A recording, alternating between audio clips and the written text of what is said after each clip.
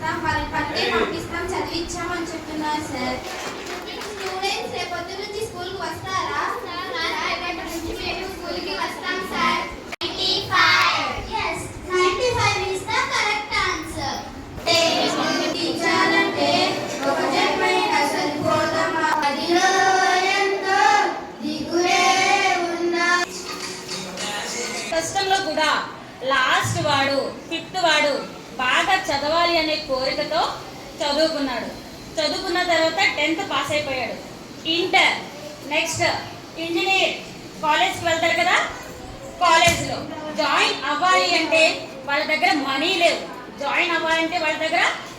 లేవు. 1000 rupees money pay చేయాలి. కానీ ఎవరి దగ్గర వాళ్ళ ఇంట్లో మనీ లేవు. అయినా సరే అక్కడతో ఎడ్యుకేషన్ అనేది ఆపలేదు. వాళ్ళ సిస్టర్ బ్యాంగిల్స్ అమ్మేసి మరి ఎడ్యుకేషన్ అనేది కొనసాగించాడు. తర్వాత తన మెరిట్ రావడం వల్ల మెరిట్ అంటే అన్నిటికన్నా అందరికన్నా ఎక్కువ మార్క్స్, ఎక్కువ స్కోర్, మార్క్స్ లో అందరికన్నా మెరిట్ రావడం వల్ల ఇంకా పై చదువులు చదువుకుని తన ఒక సైంటిస్ట్ అయ్యాడు.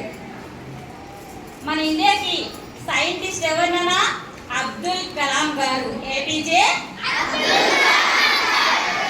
ఆ రోజులో మనకున్నంత ఫెసిలిటీ లేదు నాన్న, ఈ రోజు మనకి క్యారియర్ ఎడ్యుకేషన్ ఉంటే మనం ఏదైనా జీవితంలో సాధించగలం. Okay, thank you. పౌత్రికాం దేహి సారదేవి దేవి స్మరామి ముఖ సంస్థితై విద్యా వినాయనే